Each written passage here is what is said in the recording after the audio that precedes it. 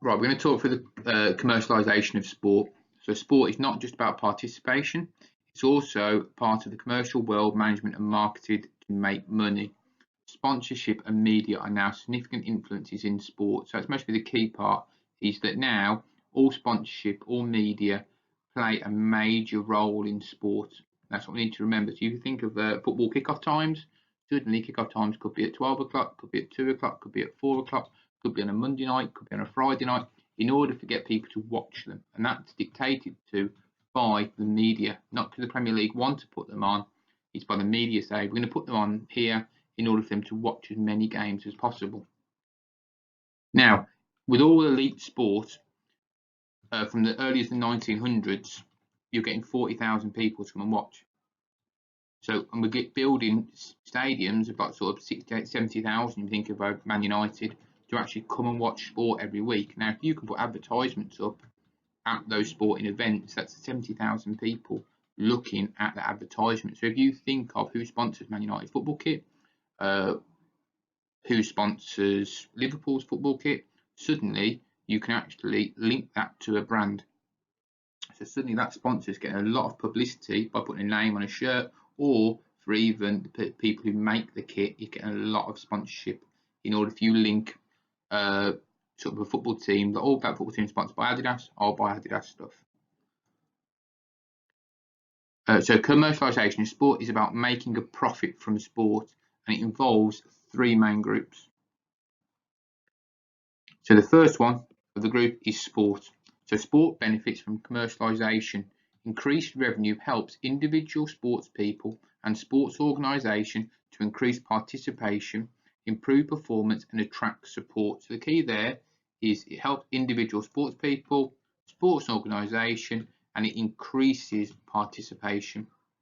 Okay, as technology becomes an increasingly important element of sport, and sports compete with each other to engage participants and spectators, funding is even more crucial. So if you now think you should have Sky Sports, you have BT Sports, Amazon have started to buy football matches, so suddenly there's a massive amount of people all trying to buy football matches.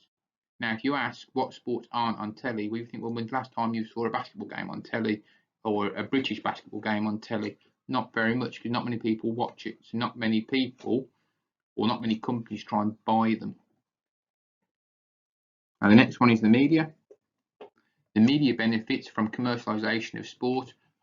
High-profile sports stories help to attract audiences, listeners and readers. In turn, the media makes sure that sports keep high profile. So if you look in the paper at the minute or on the internet, it's all about football. Okay, because have the biggest audience, it's in every paper because everyone will read about football. You don't pick up a newspaper and read about British rowing. It's not particularly popular. Okay, and people wouldn't read an article on British rowing, but they would read an article on the Premier League. Last one is a sponsor. Sponsors benefit from commercialisation of sport. Their funding is essential for sports growth. In return, high-profile coverage of sport ensures a high profile for their companies and products. In this way, sports, particularly elite sports, the media and sponsorship are interlinked. This is called the golden triangle. Now we'll go through that, that's key because we get a lot of questions on the golden triangle. As well as its many benefits, commercialisation in sports can also be negative. For example, some people believe that the commercialisation of elite sports in the UK has changed the game for the worse, and it destroys traditions what are usually taking part in sport and sports clubs. So if you actually think of some of the negatives, like one of the negatives is the change in the football times. That suddenly all games used to be at 3 o'clock kickoff on a Saturday. Now there's some on a Friday, some on a Saturday morning, some on a Saturday evening, some on a Sunday, some on a Monday. So suddenly a negative could be that football's changed. One of the negatives could be that a lot of gambling companies are advertising, so more and more children are seeing gambling websites all over the Premier League, so it could be a major negative as well. Now going back to the golden triangle. Okay, the golden triangle shows the relationship between sport, the media and sponsorship. It represents the commercial money-making nature of sport. So when it talks about the golden triangle, it's those three things we've talked about: sponsorship, the media, and the sport. Now with this, it's like a continuum. We can place stuff in the golden triangle along the lines depending on how it affects the sport, relation to the media, relation to sponsorship. Now, the relationship varies enormously from different sports and sporting events. So example A here is the London 2012 Olympics. It was free to view. Okay, so you had 172 countries watching, which meant you had over 25 people, official partners and sponsorships, in order for people to watch, to generate publicity. So lots of people got lots and lots of access, and lots of people advertised. Now the second example here is if you look at British cycling. Now British cycling is on Sky, so it's pay-per-view, so only people who pay a Sky subscription can watch British cycling. So that takes a lot of people out of the equation. Also, because of that, only one company sponsors British cycling. So suddenly they have a lot less official partners, but because they've only got one people sponsoring them, that one company pays a lot of money in order to sponsor British cycling. Now, the effects of media on sport. Most people, whether or not they play or watch sport, are aware of sport through the media. This includes local, national and international sports. From school sport newsletters to worldwide TV coverage, the media is a powerful voice for the influence of sport. That's the key. The media is a powerful voice for the influence of sport. Types of media. So these change and it keeps going on and on. So television is we see adverts, we see media on TV, radio, the press talks about newspapers, but newspapers are now online. So the internet is also key. Films, so in cinema, television, DVDs and online. The internet is mostly the biggest influence nowadays, because everything you go on Facebook and suddenly an advert will pop up about an advertisement, or it could be about a football team. Social media as well, so Facebook we've mentioned, Twitter, Instagram, etc. Now, media influences. The media can have both a positive and a negative effect on sport. Consider the inspiring image from a Paralympic Games and how they change people's perceptions of how people with disabilities in our society. So suddenly you see disabled athletes competing in Olympic Games, and it is a real positive view. In the London 2012 Games, we sold out the Paralympic Games, people to go and watch and support. Now you compare that to the media coverage of athletes who are perceived to have failed in some way. Now for me, one of the best ones is that Nike sponsored Tiger Woods. They sponsored Lance Armstrong, and straight away Lance Armstrong got done for drugs cheating.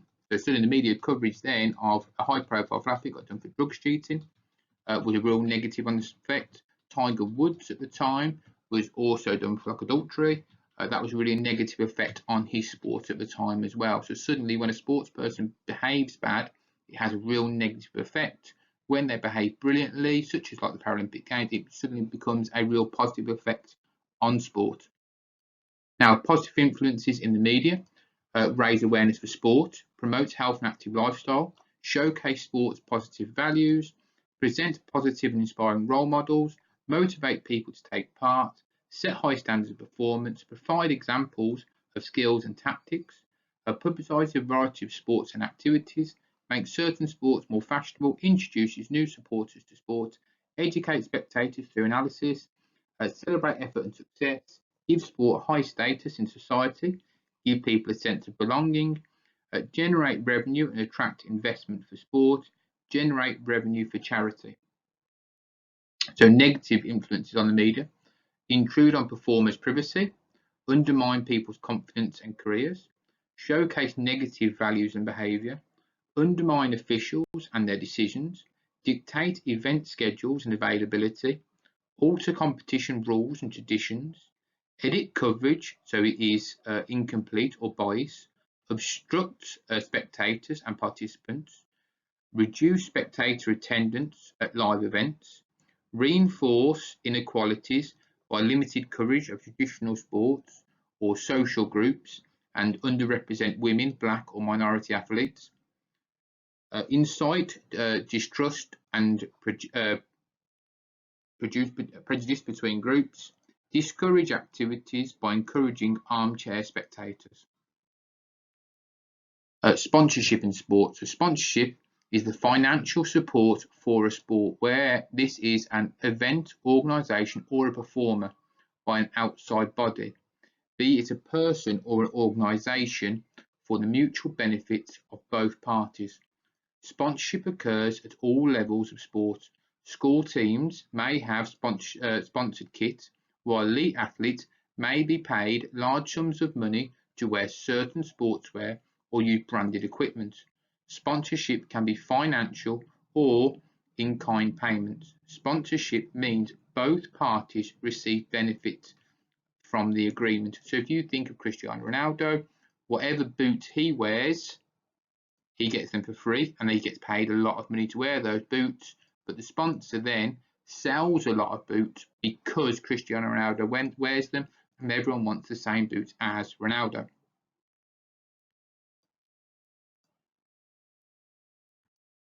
So types of sponsorships. Your individuals display a logo, wear a particular brand, endorse products, pay training, competition and travel costs.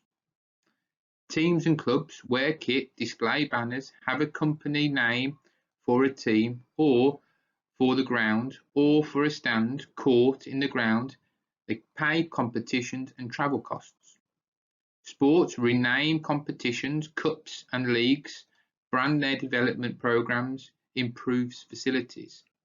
Events allow use of logo on sponsored products, provide free products to participants, and fund the running of events. Now, for these, if you think of Ronaldo, what boots does he wear?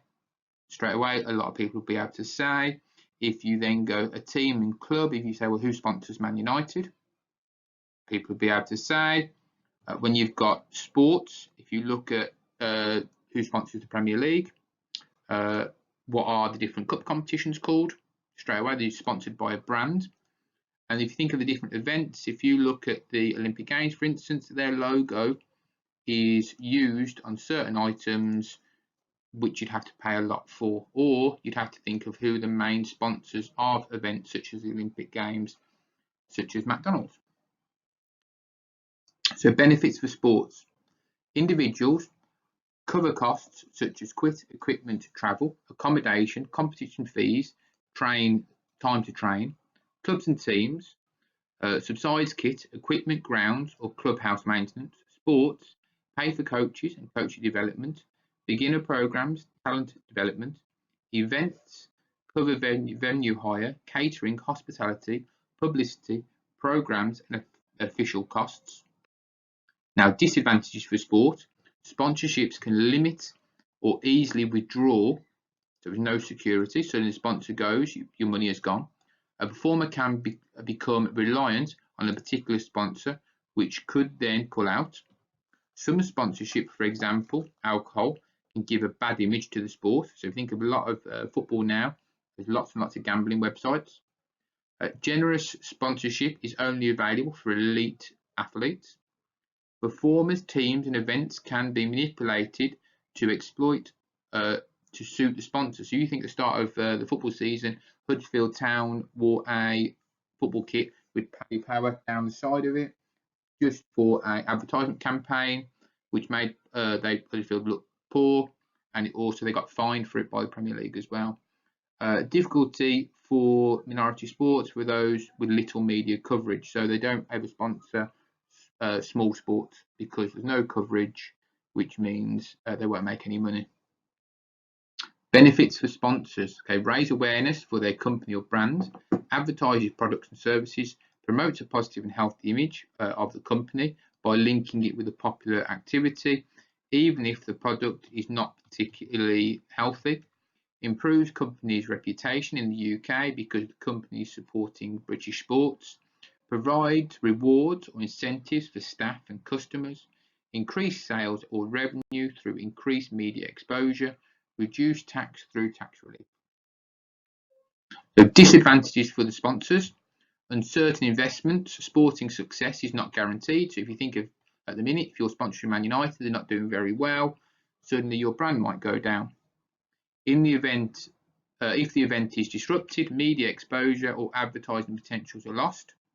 If the event or performers cause bad publicity, this reflects badly on the sponsors. So if you think of Tiger Woods, Lance Armstrong and Nike, they put them in a very bad position.